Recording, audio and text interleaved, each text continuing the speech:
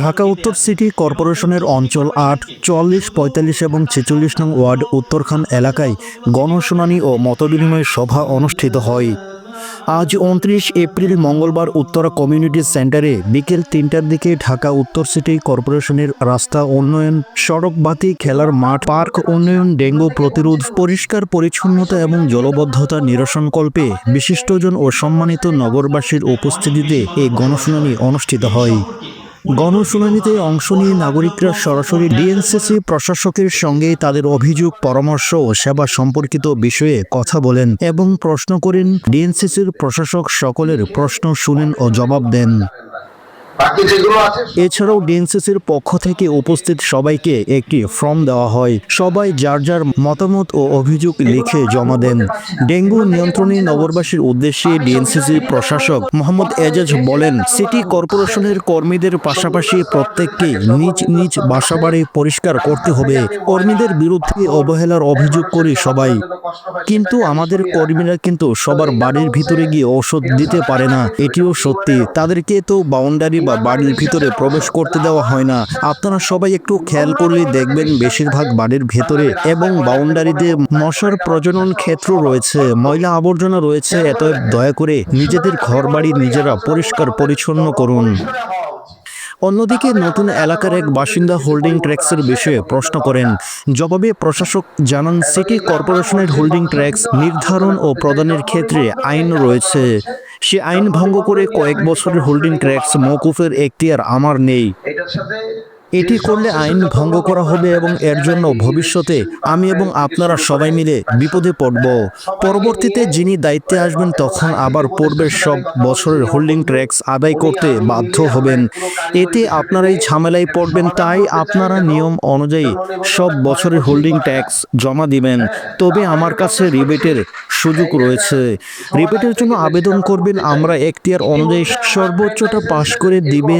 এতে গিয়ে আপনাদের হোল্ডিং ট্যাক্সের পরিমাণ অনেকটা কমে যাবে। এতে আইন অনুযায়ী একটি সুন্দর সমাধান হবে। তিনি বলেন, আগামী মে মাসের প্রথম সপ্তাহে আমরা কর মেলা হোল্ডিং ট্যাক্স প্রদানের জন্য আয়োজন করব। এই মেলায় ওয়ান স্টপ সেল থাকবে। সেখানে একদিনই তাৎক্ষণিক হোল্ডিং ট্যাক্স পরিশোধ করা যাবে। মেলাতে কর ছাড়ের আবেদনের ব্যবস্থা করা হবে। ভোগান্তি ছাড়া স্বল্প সময়ে মেলাতে আপনারা হোল্ডিং ট্যাক্স প্রদান করতে পারবেন।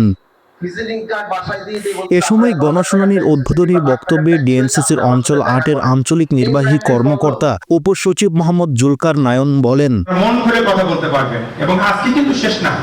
এটার একটা কর্ম পরিকল্পনা স্যার নেওয়ার পরে স্যার যখন আমাদের নির্দেশনা দিবে, আমরাও আমাদের কর্তৃপক্ষ যারা রয়েছেন সবাইকে বলবো সবগুলো নোট করে আমরা একটা টাইমের মধ্যে, শর্ট টাইমের মধ্যে যেটা করা সম্ভব করে দেবো, যেটা একটা সময় লাগবে করবো। তবে আমরা কিন্তু প্রত্যেকটা বিষয় নোট করে কিন্তু আমরা নলেজে নিয়ে একটা সময় কিন্তু নিয়ে আপনাদের কাজটা করে দেবো। তা আপনারা আজকে এখানে এসেছেন অনেক দূর থেকে, আসলে আমরা উত্তরখানে করতে পারলে ভালো হতো, কিন্তু আসলে সব জায়গায় তো খুব পরীক্ষা চলছে, সব অ্যারেঞ্জমেন্ট করা যাচ্ছে না। এই জন্য আমি আঞ্চলিক নির্বাহী কর্মকর্তা হিসেবে আমার টিমের পক্ষ থেকে আপনাদের সবাইকে ধন্যবাদ জানাচ্ছি। আর আপনারা জানেন এখানে অনেকগুলো সমস্যার বিষয়ে আলাপ হতে পারে, যেমন আমরা আমাদের যে দাওয়াতপত্র আপনাদের দিয়েছি, রাস্তা উন্নয়ন, সড়ক বাতি, খেলার মাঠ, পার্ক উন্নয়ন, ডেঙ্গু প্রতিরোধ, পরিষ্কার পরিচ্ছন্নতা, জলাবদ্ধতা থেকে শুরু করে নগরবাসীর বিভিন্ন উন্নয়ন কাজ এবং স্যারের বেশ কিছু পরিকল্পনা রয়েছে অনেক বিষয় নিয়ে, জনসাধারণের বিষয় নিয়ে। সেগুলো বিষয় কিন্তু স্যার আপনাদেরকে বলবে। আমি আপনাদের সবাইকে আর কথা বাড়াবো না, যেহেতু অনেক সময় হয়ে গেছে। আপনারা মূল্যবান বক্তব্য রাখবেন এবং আপনারা যে কথাগুলো বলবেন আমি সবাইকে বলবো, সবাই সুশৃঙ্খলভাবে সুন্দরভাবে আপনাদের কথাগুলো বলবেন।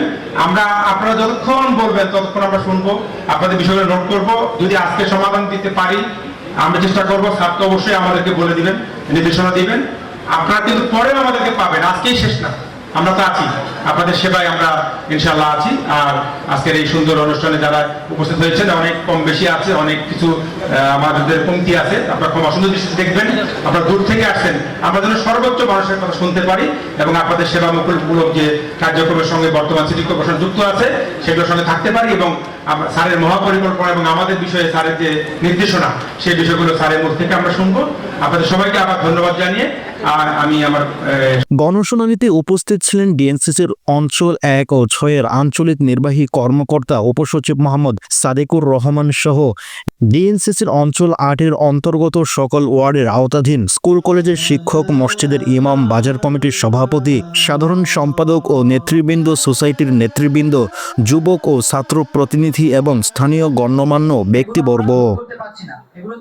মোহাম্মদ রাকিব ইদ্রিস, উত্তরা, ঢাকা। আমাদের যেই সিটি কর্পোরেশনের যে কাউন্সিলর